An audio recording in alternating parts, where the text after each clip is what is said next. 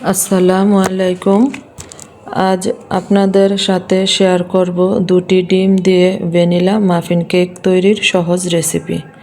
আশা করি রেসিপিটি আপনাদের ভালো লাগবে। এই রেসিপিটি ফলো করে আপনারা বাসায় তৈরি করে নিতে পারবেন পারফেক্ট ভ্যানিলা মাফিন কেক। ইনশাল্লাহ আপনারা নিরাশ হবেন না। যদি আমার এই রেসিপিটি ভালো লাগে তাহলে একটি লাইক, কমেন্ট, শেয়ার করবেন। আর আমার চ্যানেলে আপনারা যদি নতুন হয়ে থাকেন প্লিজ সাবস্ক্রাইব করে আমার পাশে থাকবেন। তাহলে শুরু করা যাক আজকের রেসিপি। প্রথমে নিয়ে নিব একটি শুকনো বাটি। মেজারমেন্ট কাপে আমি 2 কাপ ময়দা নিয়ে নিব সমান করে। 2 কাপ ময়দা থেকে আমি 1/4 কাপ ময়দা তুলে নেব। 1/4 কাপ ময়দা তুলে নেওয়ার পরিবর্তে দিয়ে দিব 2 টেবিল চামচ কর্নফ্লাওয়ার, দিয়ে দিব 2.5 টেবিল চামচ গুঁড়া দুধ। গুঁড়া দুধটা অবশ্যই দেওয়ার চেষ্টা করবেন, কেকে ভালো টেস্ট আসে। দিয়ে দিব 1 চা চামচ বেকিং পাউডার, 1/2 চা চামচ বেকিং সোডা, ভ্যানিলা পাউডার 1 চা চামচ, 1 চিমটি লবণ।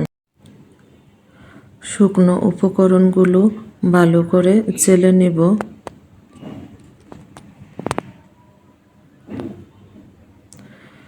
ভালো করে চেলে নেওয়া হয়েছে।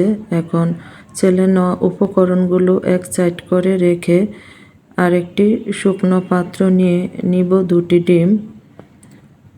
ডিমটি একটু বড় সাইজ হলে ভালো হয়। 1 কাপ চিনি, হাফ চিনি দিয়ে আমি লো স্পিডে 1 থেকে 1.5 মিনিট বিট করে নিব।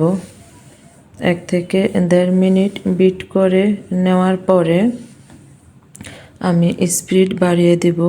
যাদের বিটার নেই তারা এটা হ্যান্ড হুইক্স দিয়ে অথবা ব্লেন্ডার দিয়েও এই কাজটি করে নিতে পারেন। দিয়ে দিব বাকি চিনিটা। চিনিটা দিয়ে স্পিড বাড়িয়ে এখন 6 থেকে 7 মিনিট ভালো করে বিট করে নিব। এভাবে সাইডের চিনিটা নামিয়ে দিতে হবে। নামিয়ে দিয়ে ভালো করে চিনি গলে যাওয়া পর্যন্ত স্পিড বাড়িয়ে বিট করে নিব।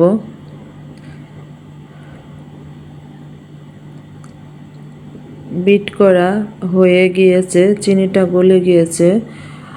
1/3 কাপ করে 2/3 কাপ লিকুইড মিল্ক দিব। 1/2 কাপ সয়াবিন তেল দিয়ে 30 থেকে 40 সেকেন্ড বিট করে নিব। খুব বেশি বিট করার দরকার নাই। এখন বিটারের একটি কাটা খুলে বিটারের কাটা দিয়ে চেলে নেওয়া উপকরণ হাফ দিয়ে এভাবে মিশিয়ে নিব। বাকি হাফ দিয়ে আবারও ভালো করে মিশিয়ে নিব। দিয়ে দিব এই অবস্থায় 1 চা চামচ ভিনেগার।